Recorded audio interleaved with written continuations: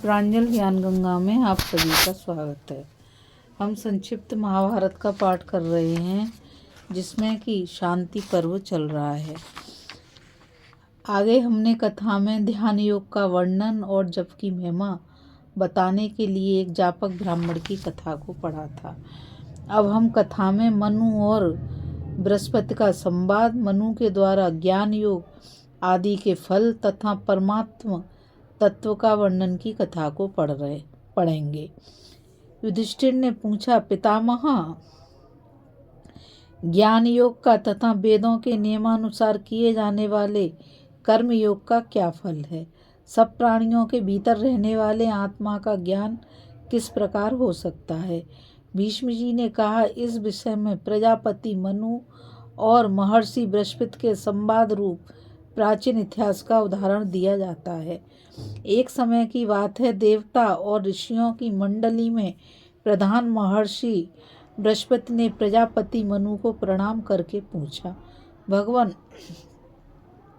जो इस जगत का कारण और वैदिक कर्मों का अधिष्ठान है, विप्रगण जिसे फल का ज्ञान का फल बताते हैं तथा मंत्र के शब्दों द्वारा जिसके तत्व का सम्यक ज्ञान नहीं होता, उस वस्तु का यथावत वर्णन कीजिए जिससे पृथ्वी और पार्थिव जगत, वायु, अंतरिक्ष, जल जंतु और जल तथा देवता और देवलोक की उत्पत्ति हुई है। वह सनातन वस्तु क्या है, यह बताइए।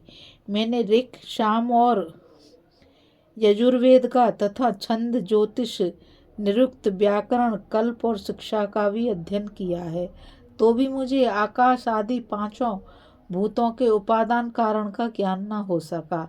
इसलिए आप सामान्य और विशेषण युक्त शब्दों के द्वारा इस विषय का पूर्णतया वर्णन करने की कृपा कीजिए तथा यह भी बताइए कि ज्ञान और कर्म का फल क्या है। जीव किस तरह एक शरीर से अलग होकर दूसरे में प्रवेश करता है। मनु जी ने कहा, जिसको जो विषय प्रिय होता है उसको उसी में सुख जान पड़ता है, और जो अप्रिय होता है वही उसके लिए दुख रूप बताया गया है। इष्ट की प्राप्ति और अनिष्ट के निवारण के लिए संसार में कर्मों का आरंभ किया गया है तथा इष्ट अनिष्ट दोनों से बचने के लिए ज्ञान योग का उपदेश किया गया है। वैदिक कर्म कांड प्राय सकाम भावना से युक्त हैं, किंतु जो कामनाओं के बंधन से मुक्त होता है वही परमात्मा की प्राप्ति कर सकता है। मनुष्य निष्काम भाव से कर्म का अनुष्ठान करके पर ब्रह्म को प्राप्त करे, इसी उद्देश्य से कर्मों का विधान किया गया है। कर्म से प्राप्त होने वाले स्वर्ग आदि फलों की प्रशंसा करने वाले वचन तो कामनाओं में आसक्त पुरुषों पर ही अपना प्रभाव डालते हैं। अतः इन कामनाओं से अपना पिंड छुड़ाकर परमात्मा को ही प्राप्त करना चाहिए। नित्य कर्मों के अनुष्ठान से राग आदि दोष दूर हो जाने के कारण अंतकरण शुद्ध हो जाता है, फिर उसमें ज्ञान का प्रकाश छा जाता है और मनुष्य कर्मों के अगोचर कामनातीत पर ब्रह्म को प्राप्त कर लेता है। मन और कर्म से ही संसार की सृष्टि हुई है। ये दोनों बंधन के कारण होते हुए भी ब्रह्म की प्राप्ति के भी मार्ग बन जाते हैं। वेद विहित कर्म अक्षय फल मोक्ष भी देता है और नश्वर फल की भी प्राप्ति कराता है। मन के द्वारा फलेच्छा को त्याग देना ही अक्षय फल की प्राप्ति में कारण है। तुम्हारा कुछ नहीं है। जब रात बीत जाती है और अंधकार का आवरण हट जाता है, उस समय जैसे नेत्र अपने तेजस स्वरूप से युक्त होकर रास्ते में पैरों से बचाव करने योग्य कांटे आदि देख सकते हैं, उसी प्रकार बुद्धि भी मोह का पर्दा हट जाने पर विवेक से युक्त हो त्यागने योग्य अशुभ कर्मों को समझ सकती है। विधि पूर्वक मंत्रों का उच्चारण, यज्ञ का अनुष्ठान, दक्षिणा, अन्न का दान और मन की समाधि, इन 5 अंगों से संपन्न होने पर ही कर्म फल देने में समर्थ होता है। शब्द, रूप, पवित्र रस, सुखद स्पर्श और सुंदर गंध, ये ही कर्मों के फल हैं। किंतु मनुष्य इसी कर्म करने वाले शरीर से इन फलों को प्राप्त करने की शक्ति नहीं रखता। कर्मों के फल रूप से जो लोक या शरीर प्राप्त होते हैं, उन्हीं में जाने पर इन फलों की प्राप्ति होती है। जीव एक शरीर से जो जो शुभाशुभ कर्म करता है, दूसरा शरीर धारण करके ही उसके फलों को भोगता है, क्योंकि शरीर ही सुख और दुख भोगने का साधन है। मन और वाणी से किए हुए शुभाशुभ कर्मों का फल मन वाणी के द्वारा ही भोगना पड़ता है। फल की इच्छा रखने वाला मनुष्य अपने कर्मों से जैसे गुण का संपादन करता है, उसी गुण से प्रेरित होकर वह कर्म के फल को भोगता है। जैसे मछली पानी के बहाव के साथ बह जाती है, उसी प्रकार मनुष्य को भी पहले किए हुए कर्मों के प्रभाव में बहना पड़ता है। ऐसी स्थिति में भी वह शुभ कर्मों का फल पाकर प्रसन्न होता है और अशुभ कर्मों के फल से दुखी होता है। अब जिससे इस संपूर्ण जगत की उत्पत्ति हुई है, जिसे जानकर मन को वश में रखने वाले महात्मा इस संसार समुद्र से पार हो जाते हैं और वेद मंत्रों के पद भी जिसका प्रतिपादन नहीं कर पाते, उस अनिर्वचनीय परमात्म तत्व के विषय में कुछ कहा जाता है। ध्यान देकर सुनो। परब्रह्म परमात्मा भांति भांति के रसों और गंधों से रहित तथा शब्द स्पर्श एवं रूप से पृथक है। वे मन बुद्धि के अगोचर अव्यक्त तथा निर्गुण हैं। फिर भी उन्होंने ही प्रजा के लिए रूप रसादि पांचों विषयों की सृष्टि की है।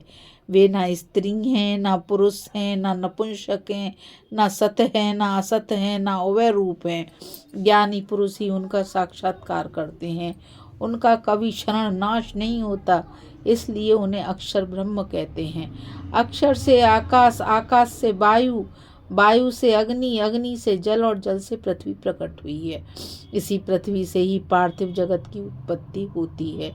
पार्थिव शरीरों का जल में लय होता है, जल से वे अग्नि में, अग्नि से वायु में, वायु से आकाश में और आकाश से परमात्मा में लीन होते हैं।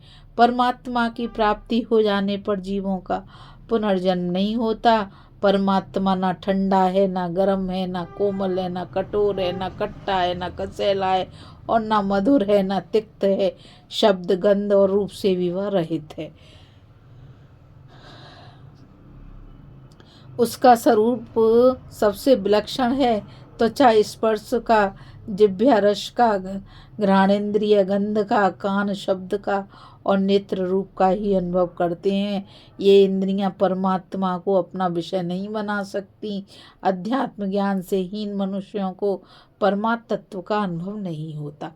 अतः जो जिह्वा को रस से, नासिका को गंध से, कानों को शब्द से, त्वचा को स्पर्श से और नेत्र को रूप से हटाकर अंतर्मुखी बना लेता है, वही अपने मूल स्वरूप परमेश्वर का साक्षात्कार कर सकता है।